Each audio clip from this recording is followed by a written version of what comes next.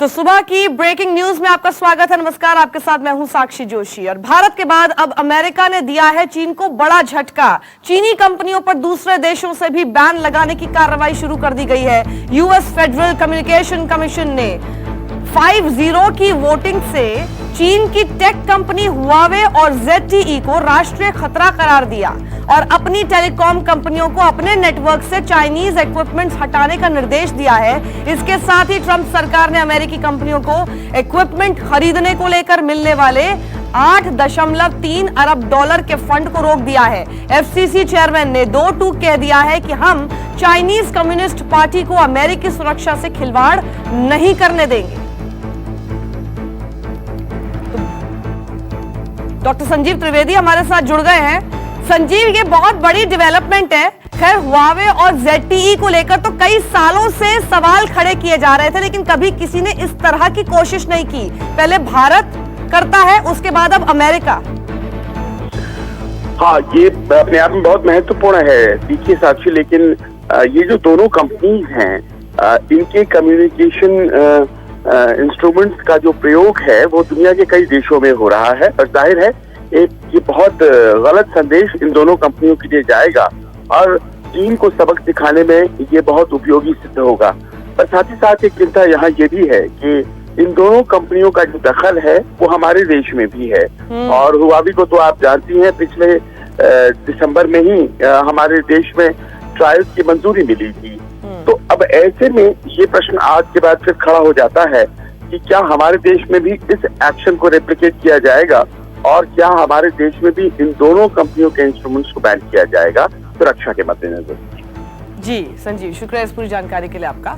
तो इस वक्त की बड़ी खबर हम आपको बता रहे हैं कि अमेरिका ने बड़ा कदम लिया है हुआवे और ZTE के खिलाफ। दूसरी बड़ी खबर आपको बता दें कि अमेरिका के राष्ट्रपति डोनाल्ड ट्रंप ने एक बार फिर कोरोना को लेकर चीन के खिलाफ अपना गुस्सा जाहिर किया है। ट्रंप ने अपने ट्वीट में लिखा है, जैसा कि मैंने देखा है, महामारी पूरी दुनिया में बुरी तरह से फैली हुई है, जिसमें अमेरिका को हुआ भारी नुकसान भी शामिल है।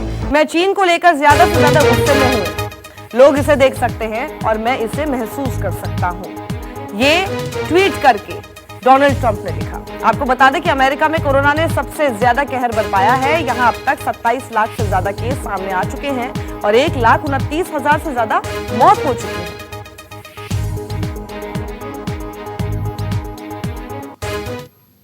अगली बड़ी खबर, ओली की कुर्सी डोली। हम बात कर रहे हैं नेपाल की, जहां प्रधानमंत्री KP शर्मा ओली का अपनी ही पार्टी के भीतर विरोध बढ़ रहा है। सत्ताधारी कम्युनिस्ट पार्टी की हुई बैठक में सीनियर नेताओं ने ओली के इस्तीफे की मांग की है।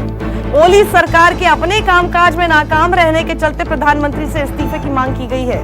पूर्व प्रधानमंत्री और कम्युनिस्ट पार्टी के अध्यक्ष पुष्प कमल दहल प्रचंड ने कहा है कि प्रधानमंत्री का इस्तीफा दिल्ली ने नहीं, मैंने मांगा है। कम्युनिस्ट पार्टी के नेताओं ने ओली के उस आरोप का खंडन भी किया जिसमें उन्होंने अपनी सरकार गिराने और खुद को PM पद से हटाने की कोशिश के पीछे भारत का हाथ बताया था।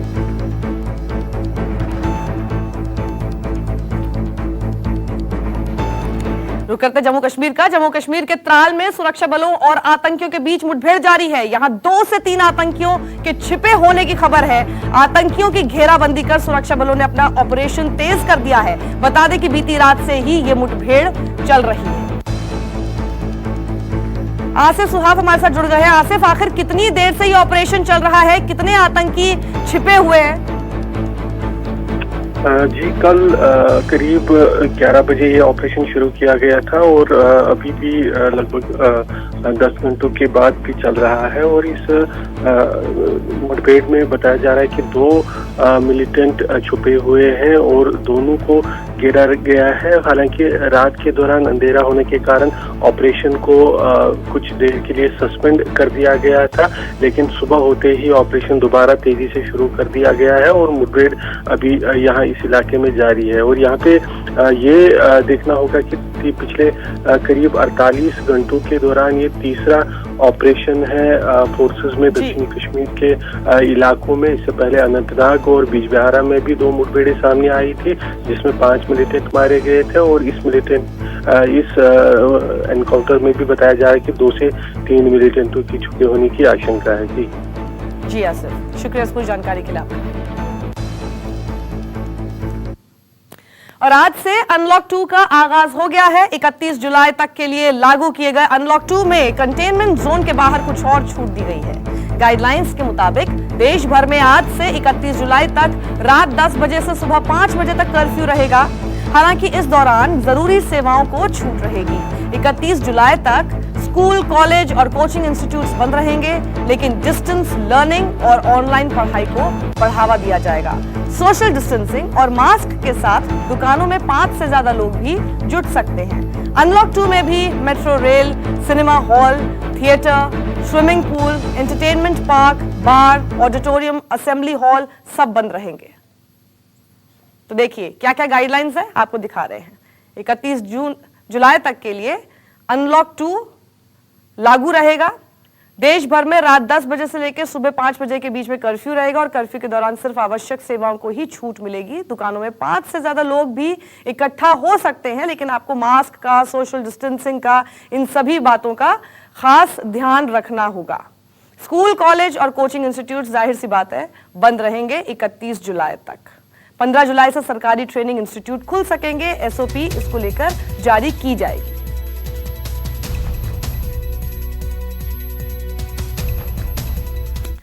वहीं अनलॉक 2 में आज से मुंबई में 350 लोकल ट्रेनें और चलेंगी।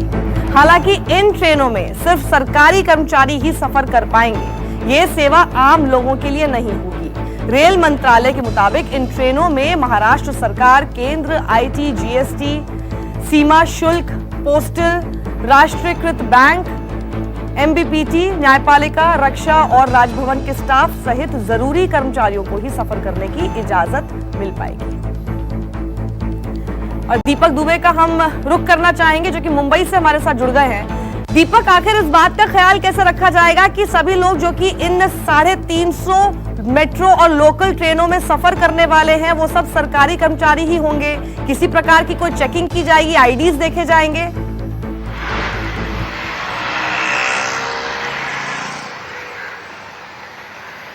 जी, मुंबई के तमाम जो प्रमुख स्टेशन हैं, अगर वहाँ पे बात की जाए, क्योंकि कुछ स्टेशन पे ये ट्रेन जो है जब रुकेगी तो वहाँ पर भी तो चेकिंग होगी।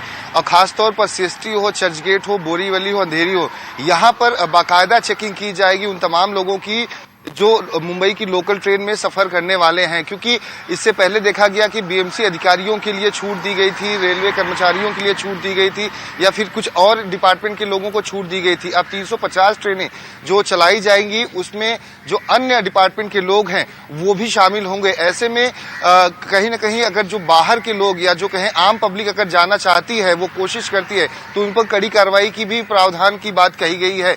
ऐसे में कोई भी गलती न करे, इसका ख्याल भी रखना होगा कि रेलवे की तरफ से यह भी कहा गया है। लेकिन कहीं ना कहीं जो अन्य डिपार्टमेंट सरकारी के लोग हैं उनके लिए थोड़ी राहत की खबर जरूर होगी, क्योंकि टैक्सी, रिक्शा या फिर सरकारी बस बेस्ट में सफर करना काफी मुश्किल उन्हें हो रहा था और कई सारे जो केसेस आ रहे थे इससे भी जुड़े आ रहे थे। ऐसे में जो अलग अलग सरकारी डिपार्टमेंट के लोग थे वो काफी डरे हुए थे। महाराष्ट्र सरकार की तरफ से केंद्र से ये मांग की गई थी कि अन्य जो सरकारी डिपार्टमेंट से लोग जुड़े हैं उनको भी थोड़ी सी सहूलियत दी जाए, और कहीं ना कहीं एक उनकी मांग को मांग लिया गया है और 350 ट्रेनों को अब शुरू किया जाएगा, जिससे कि दीपक, हमने अक्सर अलग अलग सामान्य दिनों में सरकारी लोग हैं उनको मुंबई की लोकल ट्रेनों का हाल देखा है। उसके अंदर सांस लेने की, पैर रखने की जगह नहीं होती है।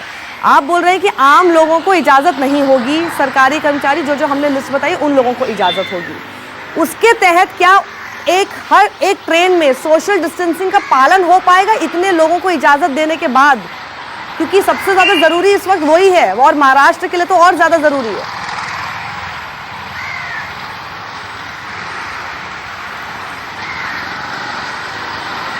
जी, ये कहना मुश्किल होगा, क्योंकि अगर कुछ स्टेशंस की बात की जाए, खासतौर पर मैं चर्चगेट और सीएसटी स्टेशन की अगर बात करूं, तो स्टेशन पर तो सोशल डिस्टेंसिंग दिखती है लगातार। तमाम जो लोग जब वहां पर जब जमा होते हैं स्टेशन ट्रेन से जाने के लिए, तो वहां पर लोग बाकायदा सोशल डिस्टेंसिंग के तहत एक आकार गोला बना होता है, वहां पर खड़े होते हैं और एक एक करके ही जाते हैं। तो ऐसे में अपील जरूरी होगी और जागरूकता जरूरी होगी कि जब ट्रेन में लोग सफर करें तो इस तरह से न करें कि लोगों के आपस में संपर्क में आ सके, क्योंकि कोरोना संक्रमण जो है वो उसी तरह से फैलता है। अब 350 ट्रेनें जो एक बड़ी संख्या है चलाई जा रही है, लेकिन ये देखना होगा कि क्या तमाम जो अलग अलग सरकारी डिपार्टमेंट से जुड़े हुए लोग हैं, क्या उनके लिए ये काफी होता है, क्योंकि बड़ी संख्या है। और मुंबई में जिस तरह से लॉकडाउन की जो अवधि बढ़ाई गई है मुंबई और महाराष्ट्र में 31 जुलाई तक, ऐसे में मुंबई पुलिस की तरफ से जो नियम भी लगाए गए 2 किलोमीटर के, तो क्या यहाँ पे जो आम लोग जनता है क्या वो जाने की कोशिश करेगी, क्योंकि गाड़ियों पे चलना इस वक्त मुंबई में जो है वो काफी मुश्किल भरा और चुनौतीपूर्ण काम है कि अगर आप बाहर जाते हो पकड़े जाते हैं तो आप पर फाइन लगेगा। तो लोग कोशिश कर सकते हैं पूरी जानकारी के नियम को। और बढ़ते हैं आगे। कांग्रेस के पूर्व अध्यक्ष राहुल गांधी आज सुबह 10 बजे दुनिया भर में मौजूद भारतीय नर्सों से बात करेंगे। इसकी जानकारी खुद राहुल गांधी ने ट्वीट करके दी है। मंगलवार को किए अपने ट्वीट में उन्होंने लिखा है कि कल सुबह 10 बजे मेरे सभी सोशल मीडिया प्लेटफॉर्म्स पर दुनिया भर के भारतीय नर्सों के साथ मेरी बातचीत देखें, जो कि कोविड-19 के खिलाफ लड़ाई में मोर्चे पर हैं। ट्वीट के साथ राहुल गांधी ने एक छोटा सा वीडियो भी शेयर किया है, जिसमें उन्हें ऑस्ट्रेलिया, न्यूजीलैंड, ब्रिटेन और भारत के नर्सों से बात करते हुए दिखाया गया है। राहुल गांधी कोरोना और लॉकडाउन के मुद्दे पर पहले भी सोशल मीडिया पर अलग अलग लोगों से संवाद कर चुके हैं।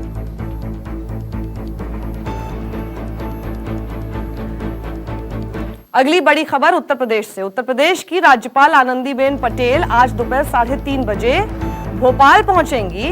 मध्य प्रदेश की कार्यवाहक राज्यपाल नियुक्त की गई आनंदीबेन आज शाम 4:30 बजे राजभवन में पद की शपथ लेंगी। इसके बाद गुरुवार को शिवराज कैबिनेट का विस्तार संभव हो सकता है। सूत्रों के हवाले से 2 जुलाई को मध्य प्रदेश कैबिनेट के विस्तार की खबर है। और आपको पता ही है कि वहां के जो गवर्नर थे लालजी टंडन, उनकी तबीयत बिगड़ गई थी और इसी वजह से आनंदीबेन पटेल को ये कार्यभार संभालना पड़ रहा है।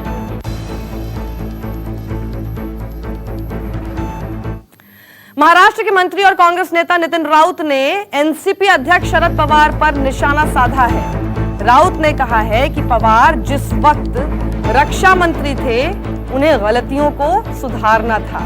चीन से तनाव के बीच पवार की टिप्पणी को लेकर राउत ने कहा है कि उन्हें प्रधानमंत्री को इस मुद्दे पर बोलने की नसीहत देनी चाहिए थी। बता दें कि चीन को लेकर राहुल गांधी के पीएम मोदी को लेकर दिए गए बयान के बाद पवार ने कहा था कि सुरक्षा के मुद्दों का राजनीतिकरण नहीं होना चाहिए। स्वतः पवार साहेब काँग्रेसच्या सरकारमध्ये संरक्षण मंत्री होते आणि त्यामुळे त्यांना त्या सगळ्या गोष्टी बाबी माहिती आहेत। आणि जर काँग्रेसकडून त्या काळात जर चूक झाली होती तर ती चूक त्यावेळेला दुरुस्त केली असती। स्वतः संरक्षण मंत्री राहताना त्यांनी राहुल गांधींच्या बद्दलचे जे वक्तव्य केलं, मला असं वाटतं कुठतरी सुसंवादामध्ये त्या ठिकाणी फरक निर्माण झालेला आहे। ते यूपीएचे घटक पक्ष आहेत, या ठिकाणी सुद्धा त्यांच्या मार्गदर्शनाखाली आम्ही सरकारमध्ये आहोत। और एक बार फिर बिहार में आसमान से बरसी मौत। बिहार के 5 जिलों में आकाशीय बिजली गिरने से 11 लोगों की मौत हो गई। राज्य सरकार ने मृतकों के परिजनों को 4-4 लाख रुपए देने का ऐलान किया है। कुछ दिन पहले भी बिहार में आकाशीय बिजली गिरने से 103 लोगों की मौत हुई थी। मौसम विभाग ने बिहार और नॉर्थ ईस्ट में भारी बारिश का अलर्ट भी जारी किया है। और सौरभ हमारे साथ जुड़ गए हैं पटना से। सौरभ, आखिर क्या किया जाए इसके लिए? ये कॉम्पनसेशन दे देना ये तो घटना होने के बाद की बात है, इसको कैसे रोका जा सकता है? जी बिल्कुल, मैं बताना चाहूंगा बिहार सरकार लगातार जो ग्रामीण इलाके हैं उसमें जागरूकता अभियान चला रही है और उसमें लोगों से अपील किया जा रहा है कि जब भी मौसम खराब हो और मौसम जो विभाग है वह जब अलर्ट जारी करे तो बेहतर होगा कि आप अपने घरों में रहें और घर से बाहर ना निकले। इसके बावजूद लोग घर से बाहर निकल रहे हैं। सबसे बड़ी बात है कि आपदा विभाग लगातार लोगों में जागरूकता फैला रही है कि अगर आप खुले जगह पर हैं और अगर मौसम खराब होता है, बिजली कड़कती है, तो आपको कैसे अपना बचाव करना है। निश्चित रूप से लगातार मौतें हो रही है। 5 दिन पहले आपने देखा था कि एक साथ 24 घंटे में 103 मौतें हुई थी। तो लोगों को थोड़ा सा समझने की जरूरत है, क्योंकि अभी लगातार जो मौसम है वह खराब चल रहा है। जब बिजली चमके तो उन्हें खुले से कोई बंद जी। जगह में, यानी कोई अगर अगल बगल में कोई मकान है, ठोस मकान है, तो उसके जी। नीचे चले जाना चाहिए। तो लोगों की समझने की जरूरत है। लेकिन अगर सरकार की बात करें तो सरकार जो है वह लगातार जागरूकता अभियान चला जागरूकता रही है, अभियान लोगों चला से रही है और अपील लोगों से अपील कर रही है कि जब इस तरह से मौसम खराब होता आप देखते हैं तो अपने घरों में ही रहे, बाहर ना निकले। शुक्रिया हमारे साथ जुड़ने के लिए सौरभ आपका। यहाँ रुकेंगे। इस वक्त की बड़ी खबर, उत्तराखंड के लोगों के लिए आज से 4 धाम यात्रा शुरू हो गई है। बाहरी राज्यों से आने वाले उत्तराखंड के लोगों को क्वारंटीन प्रक्रिया पूरी होने के बाद ही 4 धाम यात्रा की अनुमति मिलेगी। कोरोना वायरस को देखते हुए इस बार यात्रा में भीड़ नहीं जुटेगी, सीमित संख्या में ही लोग यात्रा कर पाएंगे।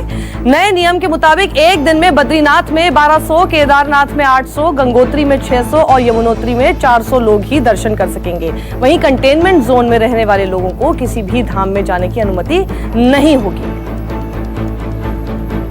नमस्कार, मैं हूं मानक गुप्ता। अगर आपको हमारा ये वीडियो पसंद आया हो तो इसे लाइक और शेयर जरूर करें और हां, हमें सब्सक्राइब और फॉलो करना ना भूलें ताकि आप देश और दुनिया की कोई खबर मिस ना करें। तो जुड़े रहिए हमारे साथ और देखते रहिए न्यूज़ 24।